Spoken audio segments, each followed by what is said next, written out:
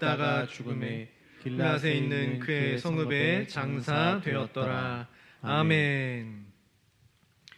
혹시 삼국지 아십니까? 아시죠? 중국의 고전 소설로 유명한 이 삼국지에 대해서 중국 사람들은 이런 이야기를 합니다. 어르신들에게는 삼국지를 보여주지 마라. 왜일까요? 이거 되게 재밌는데. 아실 만한 분들은 아실 겁니다.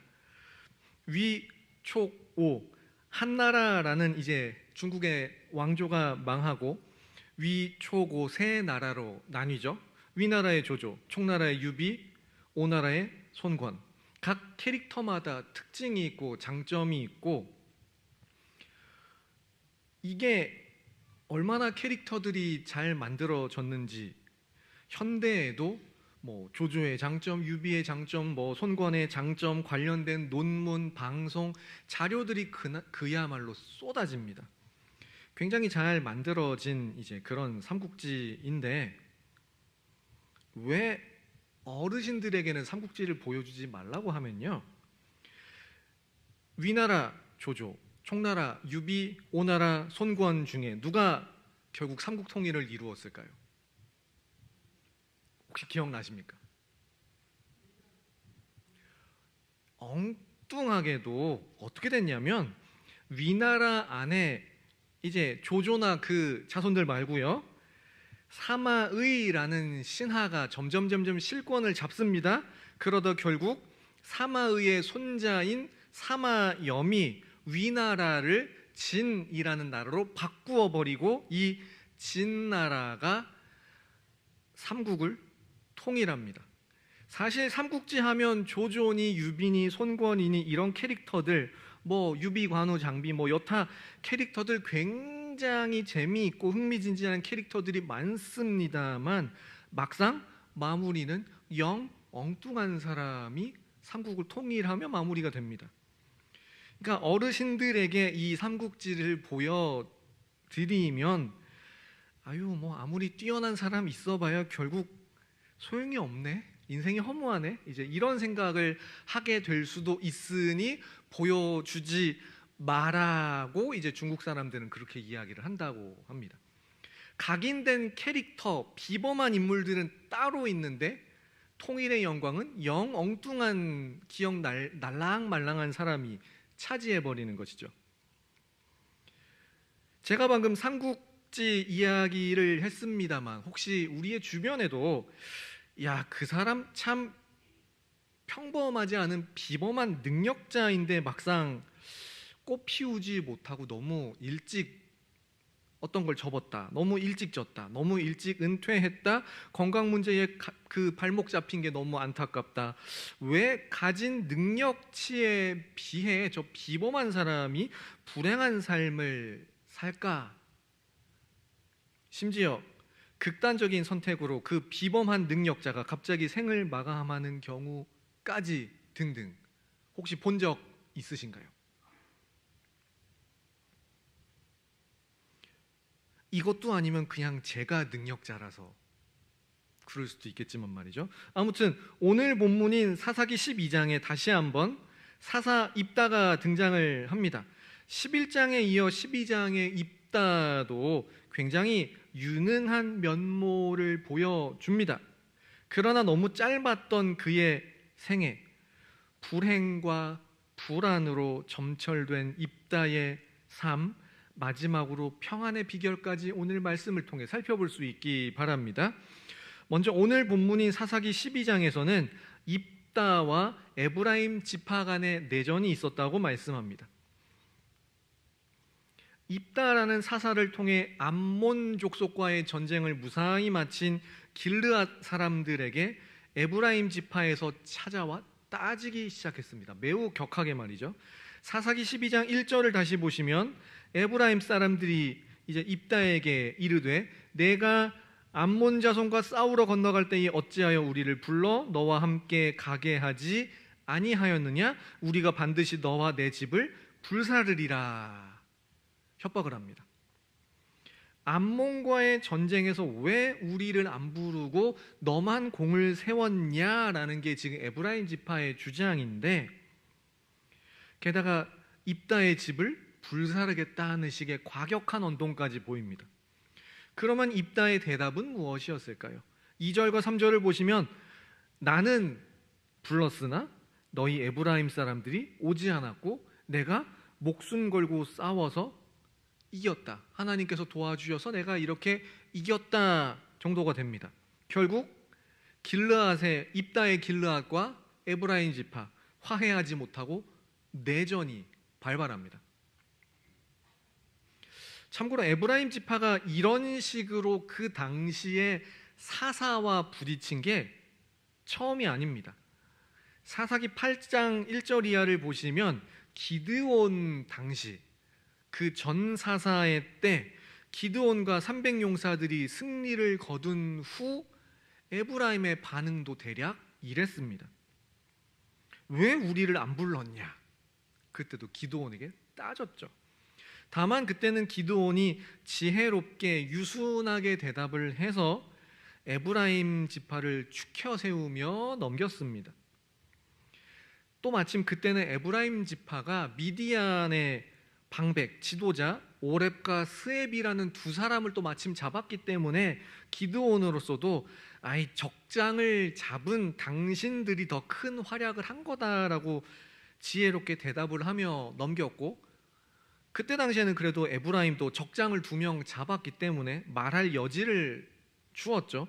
반면 지금 사사의 입다의 때는 아무 공로도 없거니와 에브라임 지파에서 입다와 길르앗 사람들의 민심에 기름을 들이붓는 말을 한 번 더 합니다.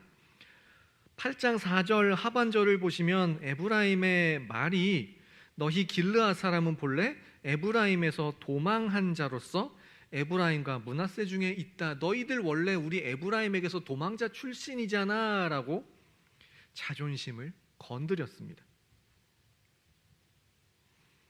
우리에게서 도망한 사람들이다라는 말에 입다와 길르앗 사람들은 어떠한 화해도 하지 않고 대신 전쟁을 택했고, 같은 이 이스라엘 민족 간의 내전이 발생합니다.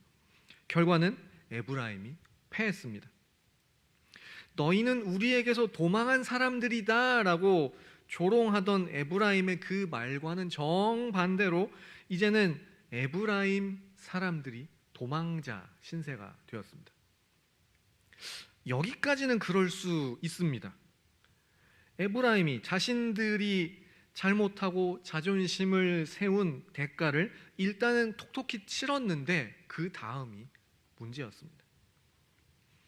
사사기 8장 5절과 6절 말씀 함께 읽겠습니다. 시작. 길르앗 사람이 에브라임 사람보다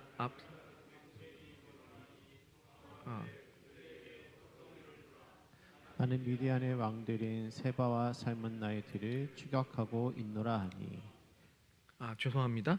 사사기 12장 5절과 6절인데요.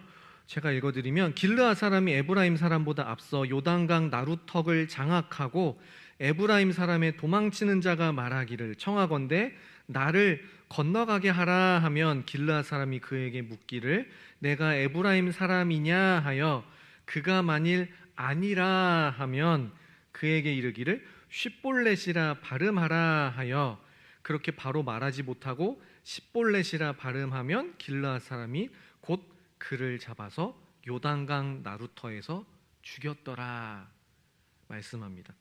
도망하다 길르앗 사람들에게 잡혀 이제 에브라임 사람들이 죽었는데요. 예를 들면 이런 겁니다. 혹시 고향이 경상도이신 분들, 손은 안 드셔도 됩니다. 딱 한 글자만 저를 따라 읽으며 서로의 발음을 체크해 보시기 바랍니다. 쌀.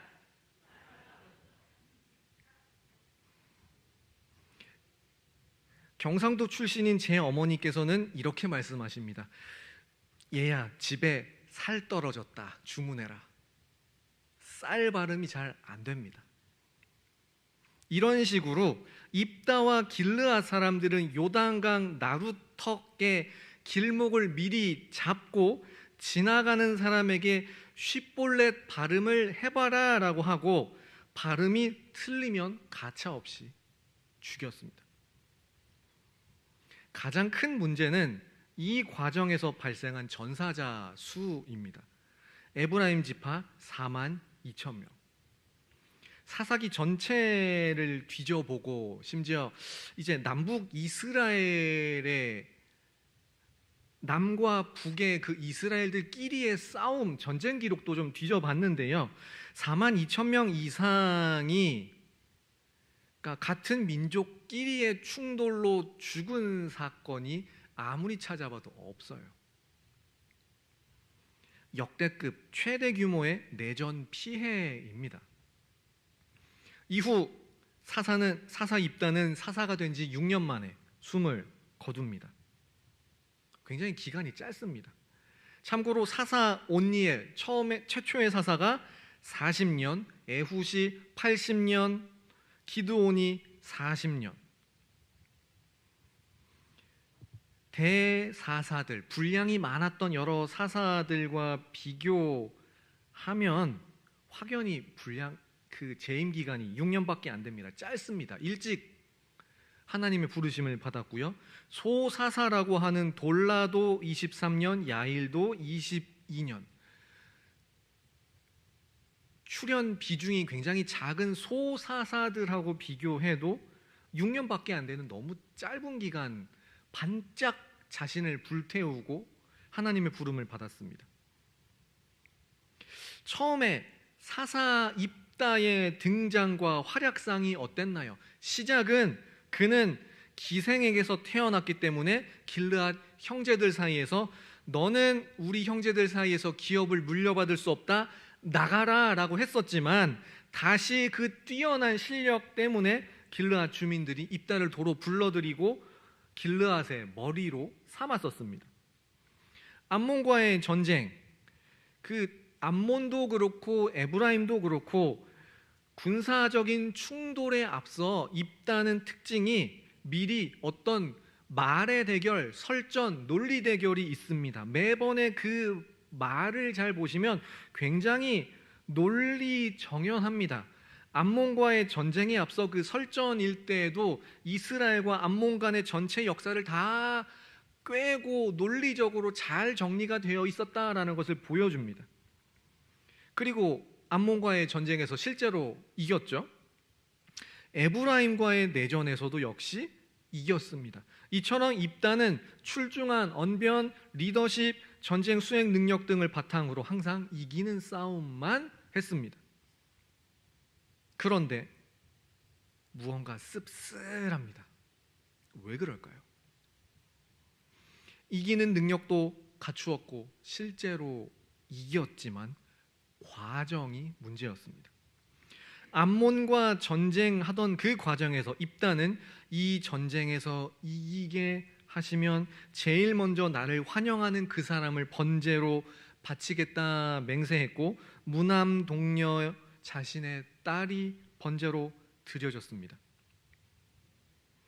정확히 재임 기간 몇 년대 있었는 일인지는 알 수 없지만 예를 들어 첫 해 때 자신의 딸을 번제로 바쳤다라고 치면 6년 중 나머지 5년 기간은 그 딸의 기일이 될 때마다 전국 각지에서 이스라엘의 처녀들이 입다의 딸을 위해 곡하는 소리를 매년 5년 동안 죽을 때까지 들은 겁니다. 내가 왜 굳이 그런 맹세를 했고 맹세를 했다고 곧대로 딸을 번제로 바쳤을까?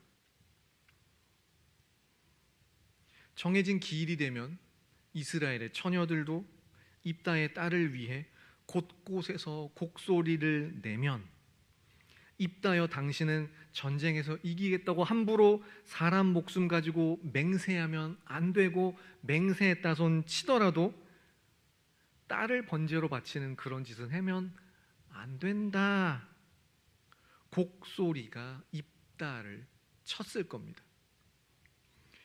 그리고 방금 오늘 본문을 살펴본 것처럼 에브라임과의 내전을 통해 이스라엘 역사상 최대라 할 수 있는 4만 2천 명, 우리끼리의 전쟁에서 무려 42,000명이 희생이 되었습니다. 이스라엘 역사상 최다 인원을 내전으로 희생시킨 오명, 자기 딸을 마치 가나안 우상 종교들 같이 번제로 바친 자,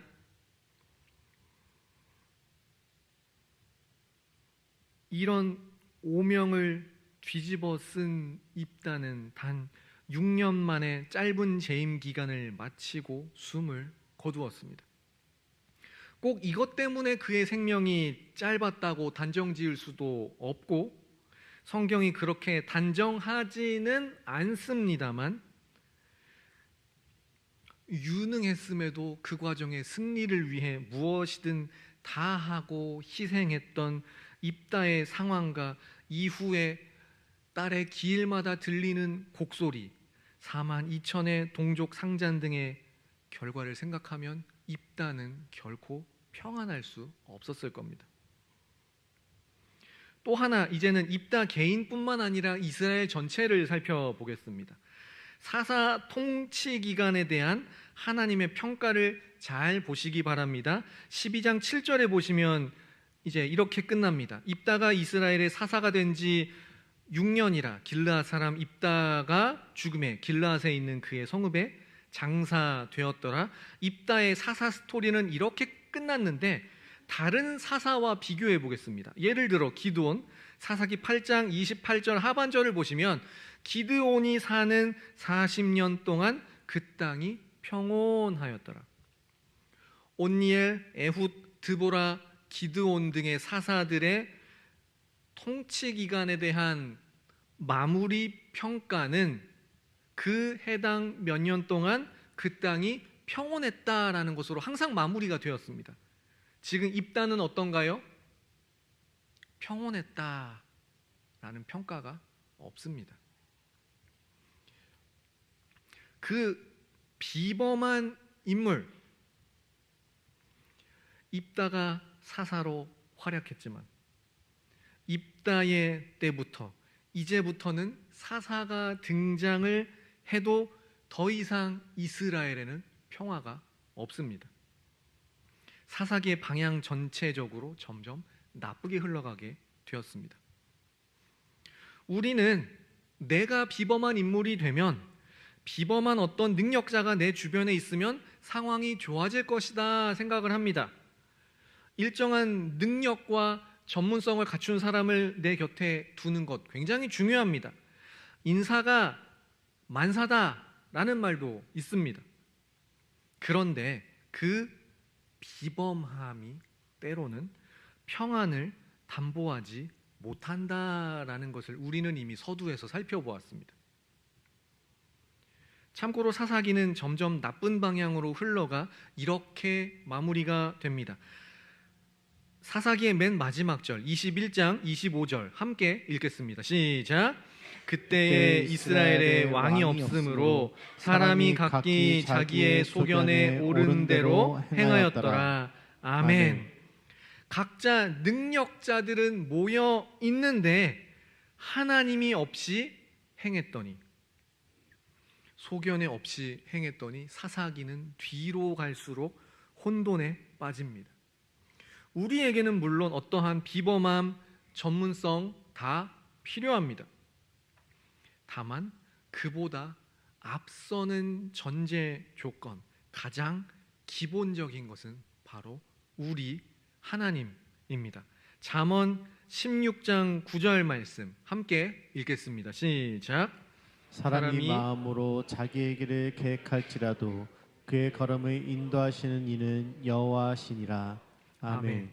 그래서 우리는 때때로 이렇게 고백하죠. 주여, 우리의 사역이, 우리의 가정이, 우리의 직장과 사업장이 말씀보다, 기도보다 앞서지 않게 하옵소서. 말씀을 정리합니다. 오늘은 비범한 인물, 길르앗에서 기생에게서 난자라고 쫓아내었으나 도로 다시 데려와 사사로 머리로 추대한 입다라는 비범하고 탁월한 인물을 살펴보았습니다. 실제로 그는 암몬과의 전쟁, 에브론과의 전쟁 모두 다 이겼습니다. 진 적이 없습니다.